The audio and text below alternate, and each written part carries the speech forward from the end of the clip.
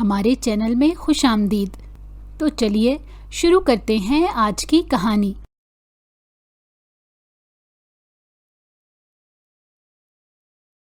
جوانی میں قدم رکھتے ہی ہر لڑکی کا ایک سپنا ہوتا ہے کہ کوئی خوبصورت سا شہزادہ سفید گھوڑے پر سوار ہو کر آئے گا اور اسے بیاہ کر لے جائے گا۔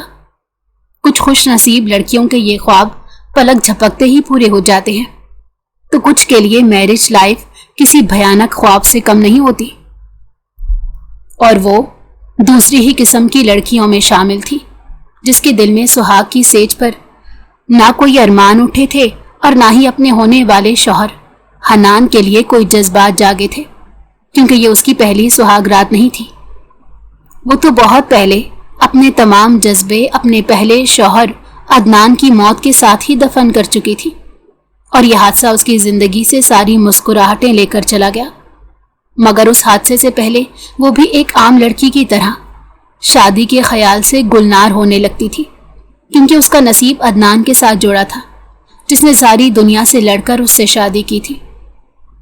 فقط 6 ماہ پہلے اس کے نکاح کی تیاریاں عروج پر تھی۔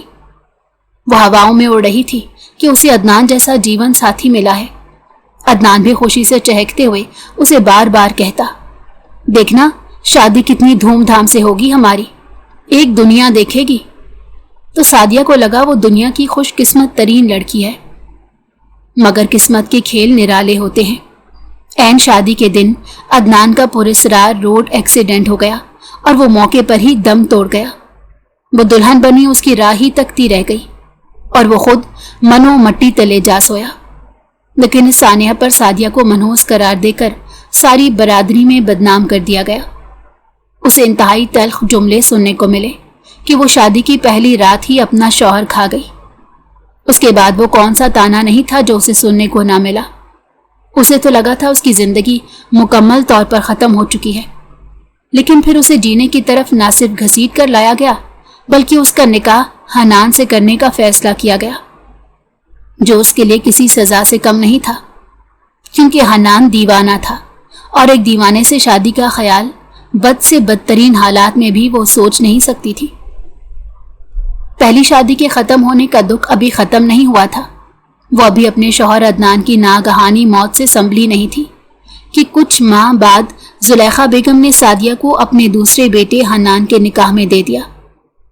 حنان، جس کے بارے میں وہ جانتی تھی کہ وہ پاگل ہے، ذہنی مریض ہے، اور اپنے بڑے بھائی عدنان کی موت کے بعد اس کی ذہنی حالت ٹھیک نہیں، وہ بھلا اس سے نکاح کیسے کر سکتی تھی، جو کبھی زمین پر لیٹ کر چیختا، کبھی دیواروں سے باتیں کرتا، کبھی خود کو زخمی کر لیتا، اور سب گھر والے اس کی حالت دیکھ کر افسوس کرتے۔ اب یہ افسوس سعدیہ کی پوری زندگی میں لکھا جا رہا تھا، جو اسے قبول نہیں تھا، لیکن اس کے لیے اف کرنے کی گنجائش بھی نہیں چھوڑی گئی۔ بھلا جو مرد اپنا خیال خود نہیں رکھ سکتا تھا، وہ اس کا کیا خاک خیال رکھتا؟ سعدیہ نے اس فیصلے کے خلاف سٹینڈ لیا۔ اس نے صاف صاف اپنی ساس کو کہا کہ یہ ظلم ہے، میں کسی صورت حنان سے شادی نہیں کروں گی۔ کہیں نہ کہیں سعدیہ کو یہ لگا تھا کہ وہ انکار کرے گی تو کسی کی جرت نہیں ہوگی کہ وہ اس کے ساتھ زبردستی کرے، لیکن اس کی ساس نے اس کے انکار کو تو جیسے ہوا میں ہی اڑا دیا، اور اسی وقت حنان سے اس کے نکاح کی دن تاریخ مقرر کر ڈالی تو اس کے پیروں تلے سے زمین نکل گئی۔ وہ ہکا بکا اپنے سسرال کے ایک ایک فرد کو دیکھنے لگی کہ شاید کوئی تو اس کے حق میں آواز بلند کرے گا، لیکن سب کو تو جیسے سانپ ہی سونپ گیا۔ وہ روتے ہوئے اکثر سوچتی کہ کاش اس کے والدین حیات ہوتے تو اس کے ساتھ کبھی بھی یہ ظلم نہ ہونے دیتے، مگر وہ اس بھری دنیا میں تنہا تھی، جاب کر کے ہاسٹل کی چھت تلے زندگی گزار رہی تھی کہ عدنان کے ساتھ نے اسے مکمل کر ڈالا، مگر اب اس کے جانے کے بعد اس کے خواب ریزہ ریزہ ہو گئے۔ سہاگ رات جو لڑکیوں کے لیے محبت، قربت اور خوشیوں کی علامت ہوتی ہے، سعدیہ پر کسی عذاب کی طرح نازل ہوئی۔ دلہن بنی وہ مسلسل بند دروازے کی طرف دیکھ رہی تھی جو کسی بھی لمحے باہر سے کھل سکتا تھا۔ اس کے دل میں ہول اٹھ رہے تھے، آنکھیں خوف سے بند ہو رہی تھی۔ آج وہ حنان کے کمرے میں خود کو سولی پر ٹنگا ہوا محسوس کر رہی تھی۔ وہ دوسری بار دلہن کی طرح سجائی گئی تھی، سرخ جوڑے میں ملبوس، تازہ مہندی سے سجے ہاتھ پیر جنہیں دیکھ کر اسے شدید وحشت ہو رہی تھی۔ حالانکہ مہندی اس کی کمزوری تھی، لیکن اس وقت مہندی کی یہ خوشبو اسے انتہائی بدبودار محسوس ہو رہی تھی۔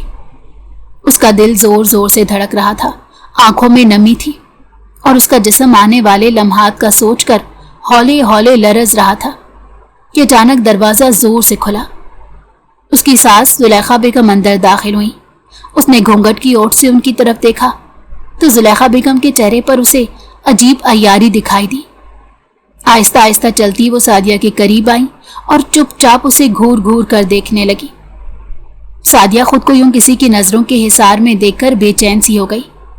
تبھی ان کی کاٹدار آواز کمرے میں گونجی، سعدیہ، یہ میرا احسان ہے تم پر کہ تم جیسی لڑکی کو میں نے دوبارہ اپنی بہو بنا لیا، حالانکہ 6 ماہ پہلے میرے عدنان کو تمہاری نحوست کھا گئی۔ میرا جوان ہٹا کٹا بیٹا اپنا کوئی ارمان پورا نہ کر سکا، اب میرے حنان کا حق پورا ادا کرنا، ورنہ یاد رکھو تمہاری اس گھر میں جگہ بہت مشکل ہو جائے گی۔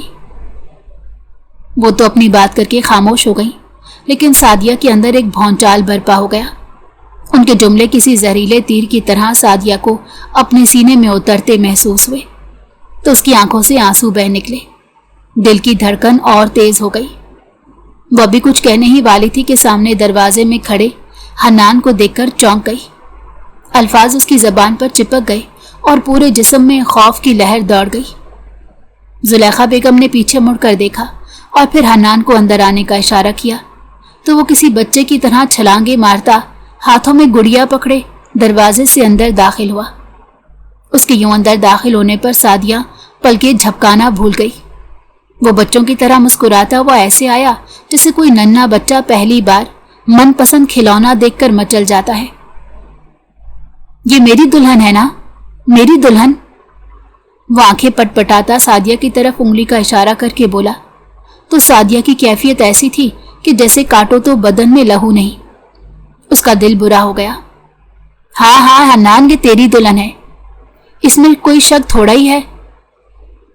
زلیخا خاتون مسکرا کر بولی تو بیڈ کے قریب کھڑا حنان اپنی آنکھوں کے زاویے گھما گھما کر اسے عجیب نظروں سے دیکھنے لگا تو وہ شدید خوفزدہ ہو گئی اور اپنی ساس کی طرف دیکھنے لگی جس کے چہرے پر عجیب پراسرار مسکراہٹ تھی۔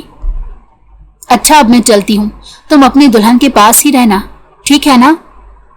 وہ اس کے سر پر ہاتھ پھیرتے پچکارتے ہوئے بولی اور پھر دروازہ کھولا اور باہر نکلنے سے پہلے ایک بھرپور نگاہ سعدیہ پر ڈالی اور دروازہ باہر سے لاک کر دیا تو سعدیہ کی سانس اوپر کی اوپر رہ گئی۔ اب کمرے میں صرف سعدیہ اور حنان تھے۔ سعدیہ گھبرا کر بیڈ سے اتری تو حنان اس کے سامنے آ گیا۔ وہ پیچھے ہٹی تو اس کی کمر دیوار سے جا لگی۔ اس کی سانسیں تیز ہو رہی تھی۔ وہ ڈری ڈری نظروں سے حنان کو دیکھ رہی تھی۔ حنان نے دونوں ہاتھ دیوار پر ٹکا کر اسے اپنے حصار میں لیا۔ اس کی آنکھوں میں اب بچوں جیسی معصومیت کی جگہ کچھ اور تھا۔ وہ سعدیہ کے کان کے قریب جھک کر مدہوش لہجے میں بولا، welcome to my bedroom my wife. اتنی خوبصورت بیوی کے ساتھ رات گزارنے کے لیے پاگل پن کی ایکٹنگ تو ختم کرنی ہی ہوگی۔ سعدیہ کو اپنے کانوں پر یقین نہیں آیا۔ اس کی آنکھیں حیرت اور خوف سے پھیل گئیں۔ وہ کچھ بولنے ہی والی تھی کہ حنان ایک قدم اور قریب ہوا۔ اس کی سانسیں سعدیہ کو اپنے چہرے پر محسوس ہونے لگی۔ تم ڈری ہوئی ہو؟ حنان نے اس کی آنکھوں میں جھانکتے ہوئے کہا۔ مجھے پتا ہے تم مجھے دیوانہ سمجھتی ہو، سب سمجھتے ہیں، مگر سعدیہ کبھی کبھی یہ پاگل پن بھی زندگی گزارنے کے لیے ضروری ہوتا ہے۔ حنان کے لہجے میں عجیب سا سکون اور اعتماد تھا۔ سعدیہ کی نظریں اس کے چہرے پر جم گئی۔ اس کا دل اور دماغ کشمکش میں الجھ گئے۔ وہ ابھی بھی عدنان کی موت کے صدمے میں تھی اور اب حنان کی یہ باتیں عجیب معمہ تھی۔ وہ چڑ سی گئی۔ میرے راستے سے ہٹو۔ وہ پہلو بچا کر دوسری طرف سے نکلنے میں ناکام ہوئی تو زچ ہو کر بولی تو حنان نے اپنے ہاتھ میں پکڑی گڑیا کھینچ کر اسے دے ماری تو سعدیہ مارے خوف کے پیچھے ہٹ گئی تو وہ ایک دم سے تالیاں بجانے لگا۔ او ہو، سعدیہ ڈر گئی۔ سعدیہ کے ذہن میں خوفناک خیالات جنم لینے لگے۔ اس کی آنکھیں مسلسل حنان پر جمی تھی کہ اچانک حنان اس کے सुर्ख जोड़े को सर ता पैर देखने लगा। फिर उसकी ज्वेलरी पर हाथ फेरते अपनी नाक उसकी गर्दन के करीब लाया और उसे तेज तेज सूंघने लगा। तो सादिया ने उसे धक्का दिया, मगर वो 1 इंच भी अपनी जगह से ना हिला सकी। तो उसने मुस्कुराकर सादिया की कलाई थाम ली और चूड़ियां गिननी शुरू कर दी। सादिया को उस लम्हे ऐसे लगा जैसे उसके दिल की धड़कन बंद हो जाएगी। चूड़ियों पर हाथ फेरते फेरते जब हन्नान ने एकदम उसकी कलाई को सख्ती से मरोड़ा तो उसकी जान निकल गई। सादिया ने उसके मजबूत हाथों से अपनी नाजुक कलाई छुड़ाने की कोशिश की तो उसने एक झटके से उसे अपने करीब कर लिया। तो सादिया को अपनी रीढ़ की हड्डी में सनसनाहट दौड़ती महसूस हुई। वो उसकी तरफ खौफजदा नजरों से देखने लगी, क्योंकि हन्नान की आंखों से बच्चों जैसी शरारत खत्म हो चुकी थी और अब वहां एक पुरस्रार चमक थी। सादिया घबरा गई, तेजी से अपना बाजू छुड़ाने लगी। हन्नान ने आहिस्ता से उसकी ठोड़ी उठाई तो सादिया ने झटके से चेहरा मोड़ लिया। आंसुओं की नमी अभी भी उसकी गालों पर बाकी थी। डरो नहीं, मैं तुम्हें कोई नुकसान नहीं पहुंचाऊंगा, मगर अब तुम मेरी हो, मेरा हक है तुम पर और यही हकीकत तुम्हें कबूल करनी ही होगी। ये सुनकर सादिया के होश उड़ गए। वो हैरान परेशान नजरों से हन्नान की तरफ देखने लगी। उसकी मुसलसल खामोशी में छुपा खौफ हन्नान ने महसूस कर लिया था। तो वो माहौल के तनाव को ख़त्म करने के लिए मज़ाहिया अंदाज में बोला, ये उड़ी उड़ी सी रंगत, ये बिखरे गेसू, क्या हुआ मेरी जान? हन्नान ने उसकी आंखों में झांक कर मध्यम आवाज में कहा तो सादिया पर कपकपाहट तारी हो गई। उसका दिल जैसे किसी ने मुट्ठी में जकड़ लिया। छोड़ो मुझे, ये क्या बातें कर रहे हो? सादिया ने टूटती हुई आवाज में कहा तो हन्नान की आंखों में मुस्कुराहट गहरी हो गई। वही बातें जो इस मौके पर अपनी बेगम से होनी चाहिए। क्या मतलब? वो बौखलाकर बोली, मतलब ये कि मैं पागल नहीं हूं और हक़ ज़ौजियत अदा कर सकता हूं। खबरदार मेरे करीब मत आना, दूर रहो मुझसे। क्यों दूर रहूं? निकाह किया है तुमसे, हक है मेरा तुम पर। क्या तुम मुझे रोकोगी? तो रोक कर दिखाओ। सादिया हैरत से हन्नान को देखने लगी। ऐसी बातें कोई ज़हनी मरीज तो नहीं कर सकता। उसकी सास, सारा खानदान सब यही समझते थे कि हन्नान ज़हनी मरीज है, लेकिन यहां तो कोई और ही सिलसिला चल रहा था। या तो तुम पागल हो या मुझे पागल बना रहे हो, सादिया कपकपाती आवाज में बोली तो वो जोर जोर से हंसने लगा। वो मजीद बोलना चाहती थी मगर अल्फाज होंठों पर जम गए। उसकी आंखों में उलझन, खौफ और हैरत थी। उसका दिल जोर जोर से धड़क रहा था। वो हन्नान से दूर हटने की कोशिश करने लगी मगर हन्नान ने उसे बाजुओं में भर लिया। उसकी गिरफ्त में अजीब शिद्दत थी, जैसे बरसों की प्यास हो जिसे मिटाने के लिए वो बगावत पर उतर आया हो। सादिया ने उसके मुंह जोर जज्बों के सामने हथियार डाल दिए और उसकी कुर्बत में बेबस होकर खुद को उसके हवाले कर दिया और आंखें बंद कर ली। आंसू पलकों की बाढ़ तोड़कर तकिए में जज्ब होने लगे। उसके बदन की लर्जिश पर काबू पाने के बाद उसने आहिस्ता से उसके कान में सरगोशी की। मुझसे डरने की जरूरत नहीं, मैं तुम्हें नुकसान नहीं पहुंचाऊंगा। ये कहकर वो उसके पास से उठ गया तो सादिया हैरत से रोना भूलकर उसे देखने लगी, जो वॉशरूम में नहाने के लिए चला गया था। उसे अपनी जिंदगी का ये मरहला तो पहले से ज्यादा कठिन लगने लगा और इस बार कोई वापसी का रास्ता भी नहीं था। वो करवट पर करवट बदलने लगी मगर नींद आंखों से कोसों दूर थी। उसका जहन जाग रहा था। वो चितलेटी छत को घूर रही थी। उसे अपनी जिंदगी की इतनी बड़ी तब्दीली पर शदीद हैरत थी। वो अब तक इस बात पर यकीन करने को तैयार नहीं थी कि वो न सिर्फ एक पागल की बीवी बन गई बल्कि हकूक़े ज़ौजियत अदा भी कर बैठी। सोच सोचकर उसकी कनपटियां दर्द करने लगी। अचानक बाथरूम का दरवाज़ा खुला तो सादिया की सोच की डोर वहीं टूट गई। उसकी नज़रें बेख्तियार हन्नान के नीम ओरियां चौड़े सीने की तरफ उठी तो उसकी सांसें तेज तेज चलने लगी। वो गीले बालों को तौलिए से रगड़ता बाहर निकला तो सादिया ने घबराकर आंखें बंद कर ली। दूर कहीं फजर की अजानें होने लगी। हन्नान ने गीला तौलिया बालकनी में डाला और फिर पुरएतमाद कदमों से चलता कपड़ों की अलमारी से अपना सफ़ेद कुर्ता निकाल कर पहना और फिर गीले बालों में तेजी से उंगलियां चलाते उसने करोशिये से बनी सफ़ेद टोपी सर पर रखी और जयनुमाज पर खड़ा हो गया। सादिया ये सारा मंजर सांस रोक के देखती चली गई। उसके रोंगटे खड़े हो गए। वो एक झटके से उठकर बैठ गई। जिस्म में जैसे करंट दौड़ गया। भला एक नीम पागल गुस्ल और नमाज की फराइज इतने एहसन अंदाज में कैसे अदा कर सकता है? सादिया की नजरें हनान की पीठ पर जमी थी, जो अब रुकू की हालत में था। सादिया की सोचों में सवालों का तूफान उठा। वो मुसलसल हैरत में गुम थी। क्या ये सब उसकी आंखों का धोखा है या कोई नई हकीकत? वो शदीद कश्मकश में पड़ गई। उसे हनान से शदीद खौफ महसूस हुआ। इतने में हनान ने सलाम फेरा और उस पर निगाह पड़ते ही वो हल्का सा मुस्कुराया तो वो झेम सी गई। उसने जायनमाज तय करके एक तरफ रखी। कमरा कैसा लगा?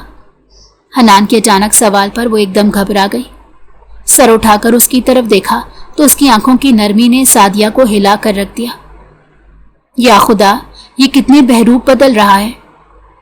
इसे सोच में डूबा देकर हनान ने आहिस्ता से कहा, ये कमरा मैंने अपनी मर्जी से सजाया है। मुझे सफ़ेद कलर बहुत पसंद है, इसलिए इस कमरे की सजावट मैंने सफ़ेद फूलों से की है। पर्दे भी सफ़ेद रेशमी लगाए हैं। बेडशीट और दीगर आराइशी डेकोरेशन में भी तुम्हें इसी रंग की ज्यादा आमेजिश नजर आएगी। सादिया ने नजरें उठाकर धीरे से इर्द गिर्द देखा तो हर चीज में नफासत नजर आई। कहां से लगता था कि यह कमरा एक पागल का बसेरा है। या खुदा, मैं कोई तवील ख्वाब तो नहीं देख रही। अगर ऐसा है तो मुझे जल्दी से जगा दे। लेकिन अगर ये सब हकीकत है तो ना तो इसे मेरा दिल कबूल कर रहा है और ना दिमाग। वो रात के इख्तिताम पर जिस हनान से मिल रही थी वो सच है या झूठ? वो शदीद कंफ्यूजन का शिकार थी। हनान उसकी खामोशी पर हल्का सा हंसा। चुप क्यों हो? कुछ तो बोलो। या डर अभी तक गया नहीं तुम्हारे दिल से? सादिया का दिल जोर जोर से धड़कने लगा। उसने गहरी सांस ली। सिचुएशन ऐसी थी कि उसे समझ नहीं लग रही थी वो क्या जवाब दे। अचानक हन्नान ने अपने हाथ में तस्बीह उठाई, उंगलियों में दाने सरकाने लगा। उसकी आंखों में अजब सुकून था। वो हैरत में डूब गई। हन्नान ने उसके चेहरे को गौर से देखा, फिर खामोशी से चलते हुए खिड़की के पास आ गया। उसने खिड़की हल्की सी खोली तो हवा का ठंडा झोंका कमरे के अंदर आया। वो अपने दोनों हाथ पुश्त पर बांध कर खड़ा हो गया। कुछ पल खामोश रहने के बाद उसने धीरे से ऐसे कहा जैसे सरगोशी कर रहा हो, पता है सादिया, हम जो देखते हैं बस उसी को सच मान लेते हैं। असल चेहरे, असल इशारे सब नजरअंदाज कर देते हैं। इतने गहरे फलसफे पर सादिया चौंक उठी। उसने सर उठाकर हनान की तरफ देखा तो उसके चेहरे पर शदीद संजीदगी तारी थी। वो धीरे धीरे कदम उठाता सादिया की तरफ आने लगा तो उसके अंदर फिर से खौफ उजागर होने लगा। वो जल्दी से बेड से पांव लटकाकर बैठ गई। वो उसके सामने पूरे कद से खड़ी नहीं होना चाहती थी। न जाने क्यों उसे हनान से खौफ आने लगा था। हनान उसके अंदर चलती कश्मकश का जायजा लेते उसके बिल्कुल करीब आकर रुका और फिर उसके चेहरे पर नजरें जमा कर बोला, ये डर तुम्हारे चेहरे पर अच्छा नहीं लगता सादिया। मुझसे डरो मत, मुझे समझने की कोशिश करो। सादिया ने इंतहाई हैरत से उसकी तरफ देखा। मुझे तुम्हारी बिल्कुल समझ नहीं आ रही कि तुम असल में क्या हो। तुम्हें तो सब पागल कहते थे, लेकिन तुम कहीं से भी पागल दिखाई नहीं दे रहे। मैं तुम्हें क्या समझने की कोशिश करूं कि कोई भी सिरा मेरे हाथ नहीं आ रहा, और ना ही मुझे ये समझ आ रही है कि तुम मुझसे चाहते क्या हो। बीवी हो तुम मेरी, और तुमसे क्या चाह सकता हूं? उसने शौकी से कहा तो सादिया खौफजदा नजरों से देखने लगी। हनान जो उसके करीब आकर उसका हाथ पकड़कर उसे समझाना चाहता था, उसकी कैफियत देखकर पीछे हटा। वो रात को भी उसके साथ जबरदस्ती कर चुका था और अभी उसका दिल नहीं चाह रहा था कि वो उसे मजीद कोई तकलीफ दे। सादिया के आंसू, उसकी दबी दबी सिसकियां इसके दिल का जख्मी कर गई। वो जानता था कि वो इंतहाई मुखलिस लड़की है। वो उसे किसी भी सूरत खोना नहीं चाहता था। हनान ने गहरी सांस ली, फिर धीरे से तस्बीह साइड टेबल पर रखी और बाहर निकल गया। कमरे में एक बार फिर से खामोशी छा गई थी, मगर सादिया के अंदर एक शोर बरपा था। वो जान गई थी कि यहाँ कुछ भी वैसा नहीं जैसा नजर आ रहा है, और आने वाले दिन शायद उसकी सोच से कहीं ज्यादा पेचीदा और हैरान कुन होंगे। وہ بیڈ پر کافی دیر سے خالی دماغ ایسے ہی بیٹھی رہی۔ اسے کچھ سمجھ نہیں آ رہی تھی اب وہ کیا کرے، حنان کے بارے میں کس سے بات کرے۔ وہ قدم قدم پر نہ صرف اسے حیران کر رہا تھا بلکہ سچ تو یہ تھا کہ وہ اسے شدید خائف بھی تھی۔ وہ بیڈ کی پائنتی کے کنارے سر جھکائے، دونوں ہاتھ گود میں رکھے، فرش پر نظریں جمائے چپ چاپ بیٹھی تھی۔ اس کا ذہن سوچوں کی گرداب میں الجھا ہوا تھا۔ وہ ابھی تک رات کے لباس میں تھی جو اب قدرے شکن زدہ ہو چکا تھا۔ اس کا چہرہ بجھا ہوا تھا اور آنکھوں کے گرد سیاہ ہلکے نمایاں تھے، جیسے کئی راتوں سے جاگتی رہی ہو۔ دروازے کی ہلکی سی چرچراہٹ پر اس نے سر اٹھایا۔ اسے لگا حنان ہوگا۔ وہ چونک کر سیدھی ہو کر بیٹھ گئی، مگر اگلے ہی پل اس کی سانس کسی آندھی طوفان کی طرح اندر داخل ہوئی۔ انہوں نے اسے یوں بیڈ پر بیٹھے دیکھا تو ماتھے پر کئی بل پڑ گئے۔ وہ اسے مخاطب کر کے انتہائی غصے سے بولی، تم ابھی تک رات کے کپڑوں میں بیٹھی ہو، بال بھی سوکھے سوکھے سے ہیں، کیا نہائی نہیں؟ انہوں نے جان پوچھ کر اس کے بالوں میں ہاتھ لگا کر جائزہ لینے کی کوشش کی اور پھر انتہائی طنزیہ مسکراہٹ کے ساتھ اس کی طرف دیکھنے لگی تو سعدیہ نے مارے شرم کی نظریں جھکا لی۔ پھر انہوں نے کمرے میں ادھر ادھر نگاہ ڈال کر اس سے پوچھا، حنان کہاں ہے؟ تو وہ گڑبڑا سی گئی اور سر ہلاتے بولی، مجھے نہیں پتا، وہ بنا بتائے کمرے سے باہر نکل گئے۔ ارے واہ واہ، اپنے پاگل شوہر کو کتنی تمیزداری سے بلا رہی ہو۔ اچھی بات ہے، اپنے رشتے کا احترام کرنا، چاہے وہ نکما نکھٹو دیوانہ ہی کیوں نہ ہو۔ اب خیر سے کب تک ماتمی انداز میں سر جھاڑ منہ پھاڑ بنی بیٹھی رہو گی؟ فوراً چینج کرو، نیچے آؤ، ناشتے کا کام ختم کرو۔ یا ہمارے گھر میں ناشتہ پورے 7 بجے ہو جاتا ہے، اس لیے وقت کی پابندی پہلے دن سے ہی اپنا لو تو بہتر ہوگا۔ تمہارے لیے بھی سہولت ہوگی اور ہمیں بھی بار بار تمہیں ٹوکنا نہیں پڑے گا۔ میرے خیال میں تمہیں میری بات سمجھ آ گئی ہوگی۔ تو ان کی بات سن کر سعدیہ نے تائید میں سر ہلایا اور اٹھ کر کھڑی ہو گئی۔ اور سنو، اس چہرے کو اچھی طرح سے دھو کر تھوڑا بہت میک اپ شیک اپ کر لینا۔ محلے کی خواتین تمہیں دیکھنے کے لیے بھی آتی ہوں گی، ان کے سامنے اپنا حلیہ ٹھیک رکھنا، ایسا نہ ہو کہ وہ یہ سوچیں ہم نے بہو نہیں نوکرانی بیاہ کر لائی ہیں۔ سعدیہ نے پھر سے گردن ہلانے پر اکتفا کیا لیکن منہ سے کچھ نہ بولی۔ ساس کی باتوں نے اسے اندر سے اس حد تک تھکا ڈالا تھا کہ اسے کچھ بولا ہی نہ گیا۔ اور ہاں، یہ اپنے تھوبڑے پر تھوڑی سی مسکراہٹ بھی لے کر آؤ، کیا جب نحوست سی چہرے پر تاریکی ہوئی ہے، کچھ اپنا نہیں تو ہماری عزت کا خیال رکھو۔ اور ہاں، جو جیولری تمہیں دی ہے وہ ضرور پہن لینا۔ یہ کہہ کر اس کی ساس زلیخا خاتون ناک سکیڑتے ہوئے تنقیدی نظروں سے اسے دیکھتی دروازہ زور سے بند کر کے چلی گئی تو اس کا رکا ہوا سانس بحال ہوا۔ کئی آنسو چپ چاپ اس کے گالوں پر بہہ نکلے۔ اسے عدنان ٹوٹ کر یاد آیا جس نے اسے وعدہ کیا تھا کہ وہ ہر مشکل میں اس کا ساتھ دے گا۔ کاش وہ زندہ ہوتا تو آج وہ اس جنجال میں نہ پڑتی۔ وہ کسی کو بھی اسے اونچی آواز میں بات کرنے نہ دیتا۔ وہ اسے بہت اچھے سے جانتی تھی۔ اسے شادی کرنے کی خاطر اپنے گھر والوں کو یہ دھمکی تک دے ڈالی کہ اگر اس کی شادی سعدیہ سے نہ ہوئی تو وہ ساری عمر کنوارا رہے گا۔ تو زلیخا خاتون اس کی ضد کی آگے تلملاتی رہی، مگر پھر بھی وہ ایک نمبر کا ضدی تھا، اپنی بات منوا کر ہی رہا۔ حالانکہ وہ تو چاہتا تو سعدیہ سے کورٹ میرج کر سکتا تھا۔ ویسے بھی زلیخا خاتون اس کی کون سی سگی ماں تھی، لیکن وہ ان کا احترام سگی ماں جتنا ہی کرتا تھا اور وہ نہیں چاہتا تھا کہ وہ ان کا دل دکھا کر اپنی منمانی کرے۔ وہ اپنے فیصلے میں ان کی دعائیں ہر صورت شامل کرنا چاہتا تھا اور وہ یہ 2 باتیں سعدیہ کو بتاتا رہتا تھا۔ تو اسے عدنان پر ایک دم سے یقین آ گیا کہ وہ واقعی خاندانی آدمی ہے، کوئی چھچورا نہیں، ورنہ آج کل کے تو لڑکے والدین کی سنتے کہاں ہیں، اور وہ اپنی سوتیلی ماں کی بھی اتنی عزت کرتا ہے کہ ان کے حکم عدولی کا سوچ بھی نہیں سکتا۔ تو جو شخص اپنے سے منسلک رشتوں کے لیے اتنا مخلص ہو، وہ اس کے لیے کتنا مخلص ہوگا۔ اس خیال کے آتے ہی اس نے سوچ لیا تھا کہ چاہے کچھ بھی ہو جائے اسے کتنا ہی انتظار کرنا پڑے، لیکن وہ شادی صرف عدنان سے ہی کرے گی۔ یہ تو اچھا ہوا کہ زلیخا خاتون جلد ہی مان گئی اور ان کے نکاح میں سارا خاندان شامل ہوا اور وہ انتہائی عزت احترام کے ساتھ ہاسٹل سے عدنان کے گھر آئی۔ اس کی خوشی کی تو انتہا نہیں تھی کیونکہ اس کے والدین تو بچپن میں ہی فوت ہو گئے۔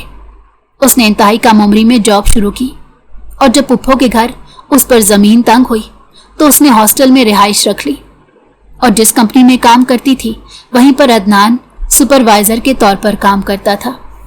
ان کی الیک سلیک وہیں پر ہوئی، اور پھر کیسے ان کے درمیان محبت پروان چڑھی انہیں پتہ ہی نہ چلا۔ پھر جو تھوڑی بہت رکاوٹ تھی وہ بھی دور ہو گئی۔ عدنان کے گھر آ کر اسے مضبوط خاندان کا فرد ہونے کا احساس ہوا تو وہ مارے تشکر کے کئی بار آبدیدہ ہو گئی، لیکن اس کے نصیب میں عدنان کی محبت نہیں تھی۔ اس کا روڈ ایکسیڈنٹ میں انتقال عین بارات والے دن ہوا، مگر زلیخا خاتون نے اسے گھر سے نہیں نکالا۔ وہ ایک بہو کے طور پر عدنان کے جانے کے بعد بھی ادھر رہ رہی تھی، تو اس کے لیے وہ زلیخا خاتون کی مشکور تھی، ورنہ عدنان سے شادی کے وقت اس نے اپنی نوکری سے بھی استعفیٰ دے دیا تھا، اور اب عدنان کے جانے کے بعد وہ مستقل ایک ہی بات سوچے جا رہی تھی کہ وہ رہے گی کہاں، نہ نوکری ہے اور نہ ہی ہاسٹل کو دینے کے لیے کرایہ۔ تو ایسے میں زلیخا خاتون نے اس کا ہاتھ تھاما۔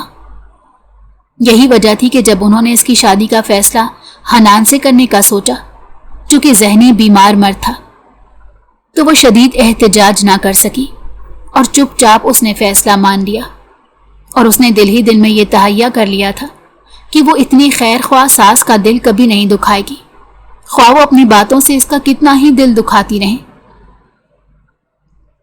سعدیہ نے ہلکی سی گہری سانس لی اور بوجھل دل کے ساتھ الماری کی طرف بڑھی۔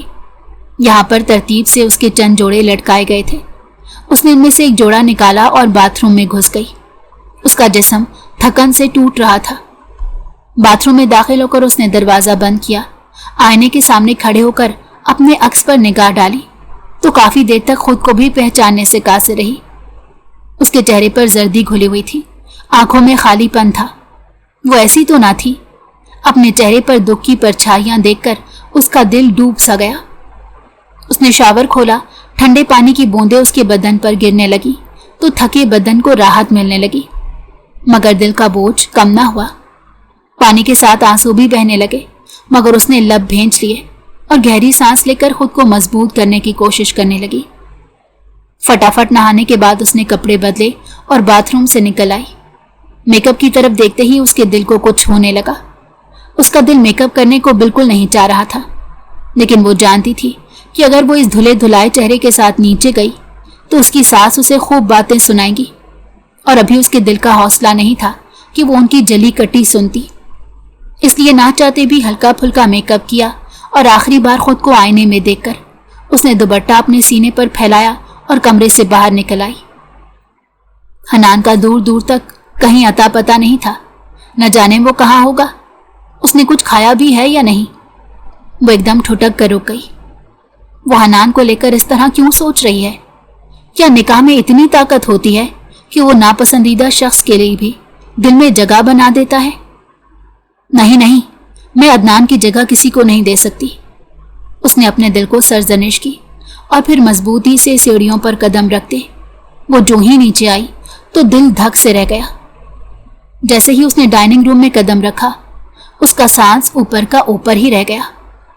حنان کرسی پر دونوں پاؤں چڑھائے اکڑوں بیٹھا تھا اور ارد گرد سے بے نیاز ہو کر بری طرح سے ناشتے پر ٹوٹا ہوا تھا۔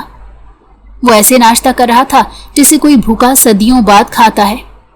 اس کے دونوں ہاتھوں میں بریڈ پکڑی ہوئی تھی جسے وہ باری باری کھاتا جا رہا تھا، اور اس کے ساتھ ساتھ وہ منہ سے عجیب و غریب آوازیں نکال رہا تھا۔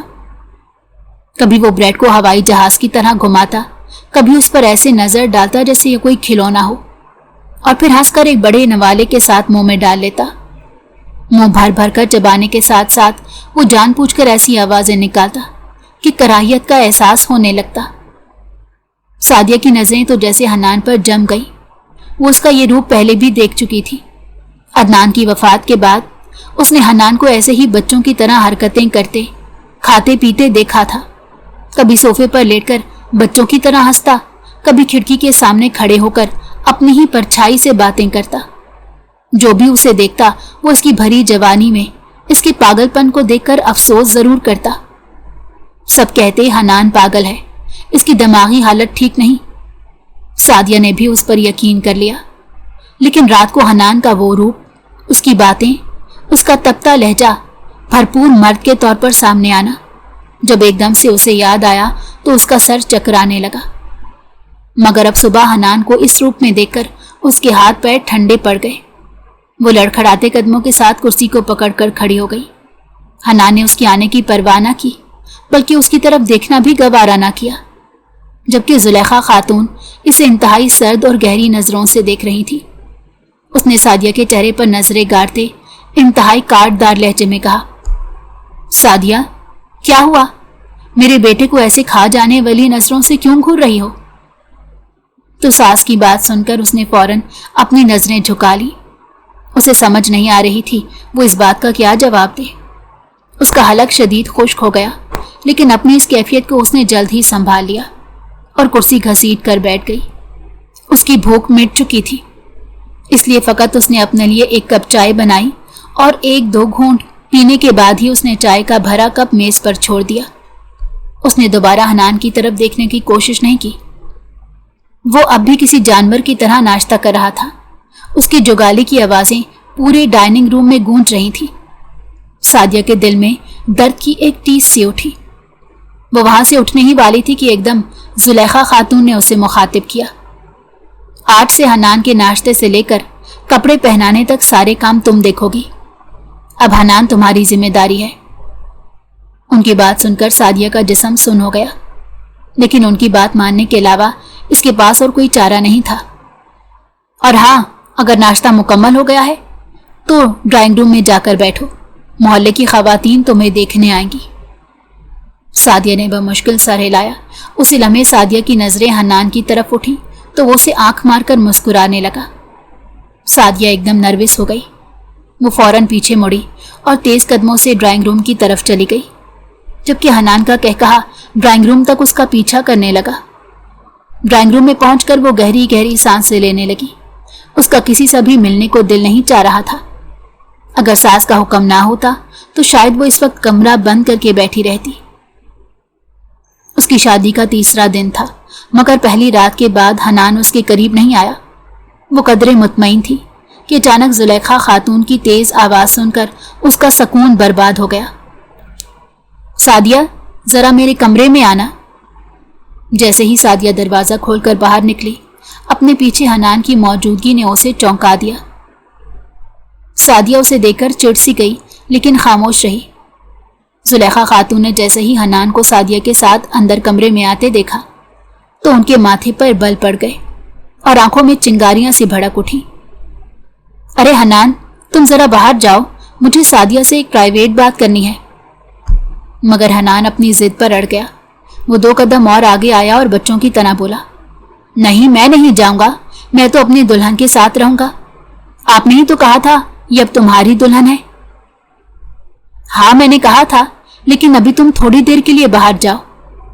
لیکن حنان نے انکار کر دیا اور سعدیہ کا ہاتھ کسی بچے کی طرح پکڑ کر کھڑا ہو گیا۔ زلیخا خاتون کے چہرے پر واضح جھنجھلاہٹ آئی۔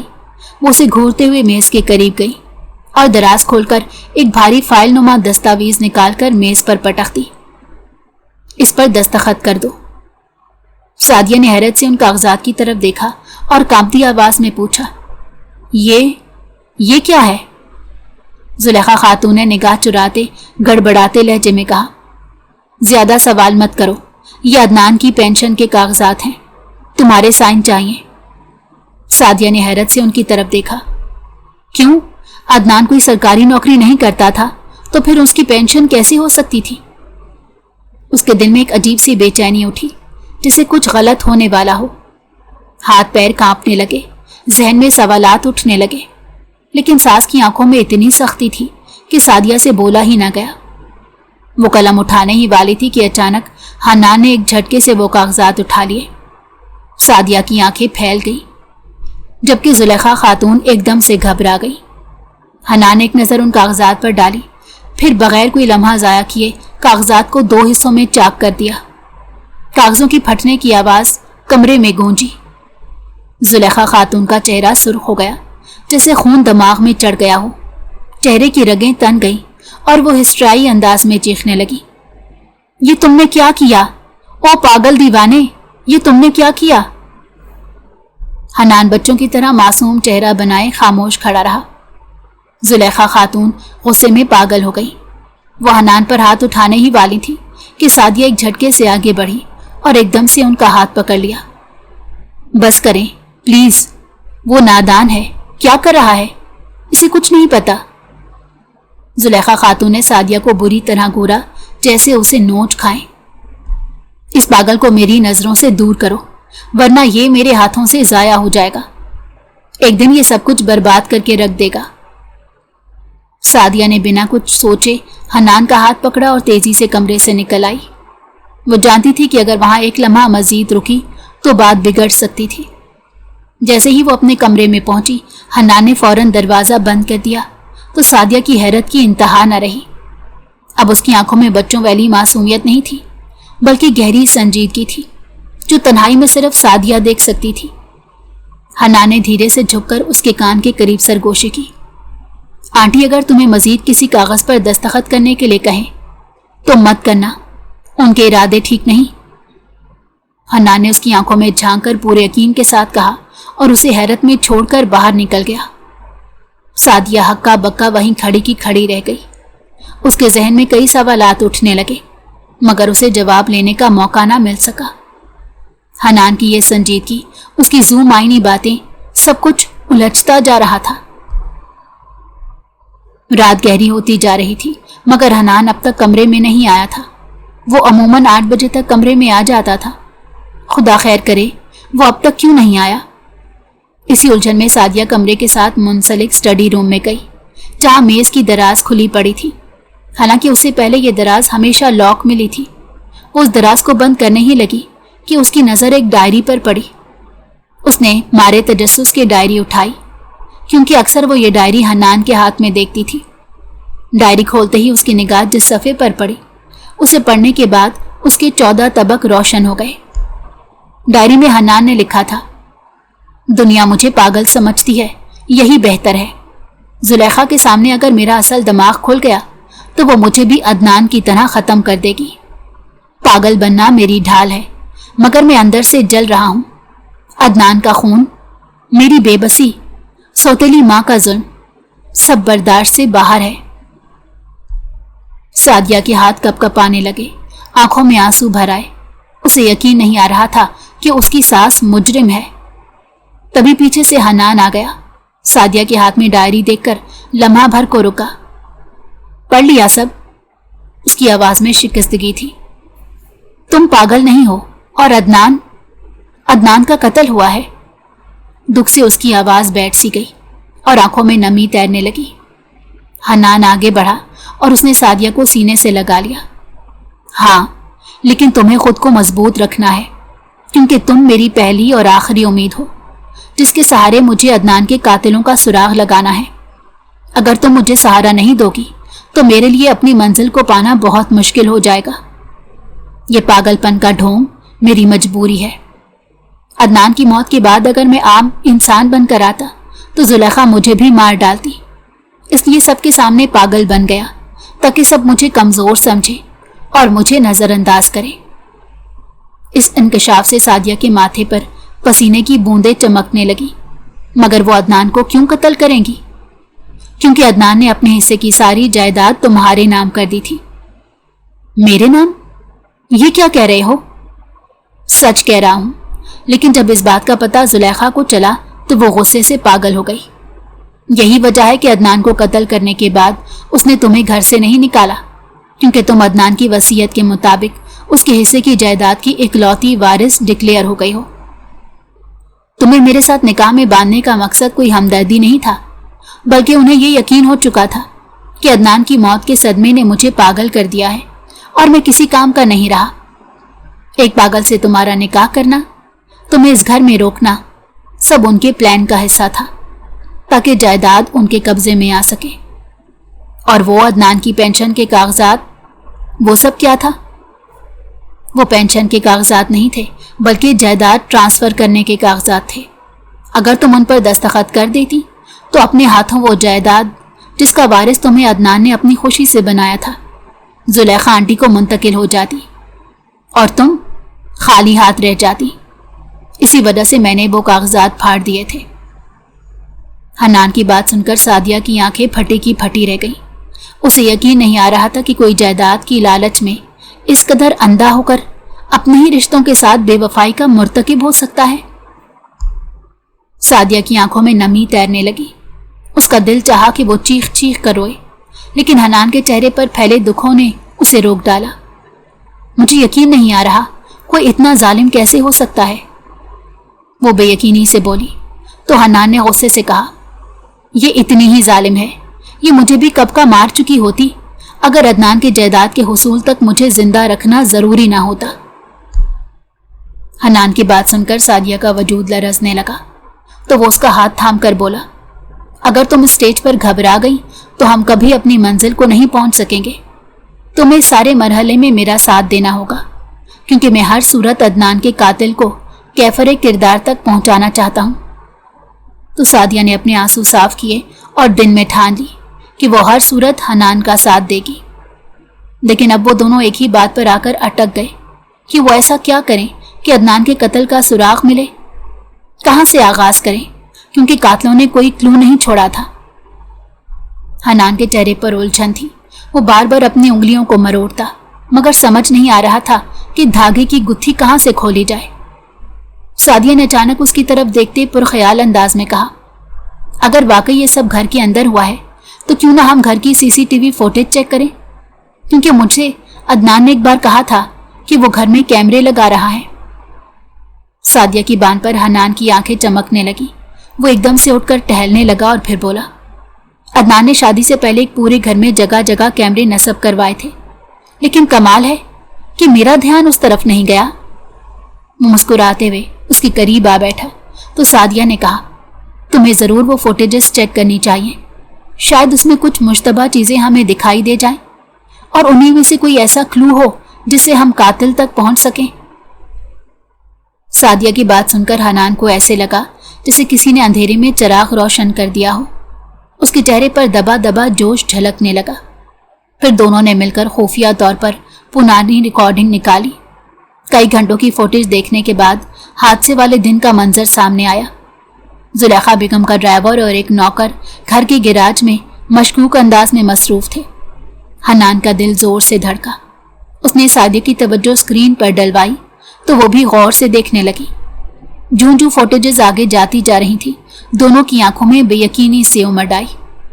اگلے ہی دن انہوں نے ڈرائیور کو پکڑا۔ وہ پہلے سختی سے انکار کرتا رہا، مگر آخر کار سچ زبان پر آ ہی گیا۔ ڈرائیور نے روتے ہوئے اقرار کیا کہ بیگم صاحبہ نے اسے بڑی رقم کا لالچ دے کر عدنان کی گاڑی کے بریک فیل کروانے کا حکم دیا تھا۔ جب اس نے انکار کیا تو بیگم صاحبہ نے دھمکی دی کہ وہ میرے بچوں کو نقصان پہنچا سکتی ہیں۔ مجھے اپنے بچوں کی جان کا خطرہ تھا، لہٰذا مجھے ان کا حکم ہر صورت میں ماننا پڑا۔ میں نے انتہائی صفائی کے ساتھ عدنان صاحب کی گاڑی کے بریک وائر اس طرح سے کاٹے کہ کسی کو شک بھی نہ ہوا۔ سعدیہ کی آنکھوں میں آنسو جھلملانے لگے۔ غصے سے حنان کی مٹھی سختی سے بند ہو گئی۔ وہ وعدہ معاف گواہ بننے کو تیار ہو گیا تو اس پر حنان نے اسے چھوڑ دیا۔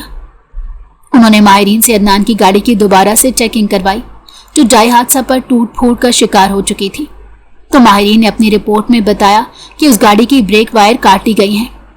تکنیکی ماہرین سے تصدیق کروانے پر حادثے کی حقیقت سب کے سامنے آ گئی۔ زلیخا بیگم کی سازش کے سارے ثبوت اب ان کے ہاتھ میں تھے اور ان کی طرف سے کیس انتہائی مضبوط تھا۔ چنانچہ انہوں نے یہ کیس پولیس کے حوالے کر دیا، جن کی خصوصی ٹیم گھر پر آئی اور زلیخا خاتون کو گرفتار کر لیا گیا۔ اپنی گرفتاری پر زلیخا نے انتہائی شور مچایا، حنان کو پاگل اور سعدیہ کو لالچی کہہ کر پولیس والوں کا ذہن بھٹکانے کی کوشش کی۔ لیکن جب دو لیڈی پولیس آفیسر نے زلیخا خاتون کے ہاتھوں میں ہتھکڑیاں لگائیں تو اس نے گلا پھاڑ پھاڑ کر حنان اور سعدیہ کو بددعائیں دینا شروع کر دی۔ عدنان کے قتل کی سچائی آخر کار زلیخا کے منہ سے عدالت میں نکلوا لی گئی۔ ثبوتوں کے انبار اور گواہوں کے بوجھ تلے زلیخا بیگم کٹہرے میں بالکل بے بس کھڑی تھی۔ بالآخر جج صاحب نے انہیں عمر قید کی سزا سنا دی۔ حنان نے سارے مسئلے میں پہلی بار اپنے اصل روپ میں سامنے آیا۔ اس نے اپنے پاگل پن کا لبادہ اتار کر ایک ذہین اور مضبوط وارث کے طور پر خود کو ثابت کیا۔ عدنان کو انصاف مل گیا تھا، اس بات پر وہ بہت خوش تھا۔ عدالت کے کمرے سے باہر آتے ہی اس نے محبت سے سعدیہ کا ہاتھ پکڑا تو اس کی آنکھوں میں تشکر کے آنسو تھے۔ سعدیہ اس کے سینے سے لگ کر رونے لگی تو وہ نرمی سے بولا، آج جتنا رونا ہے رو لو، اس کے بعد میں تمہاری آنکھوں میں کبھی آنسو نہ دیکھوں۔ سعدیہ روتے روتے مسکرا دی، کیونکہ وہ جانتی تھی، کیونکہ وہ اب مضبوط باہوں کے حصار میں ہے۔ اسے عدنان کی بے گناہ موت کا دکھ ضرور تھا، مگر وقت نے اتنے تکلیف دہ مراحل سے گزارنے کے بعد اس کی گود میں حنان کی محبت ڈال دی تھی، جس پر وہ اللہ کا شکر ادا کرتے ہوئے نہیں تھکتی تھی۔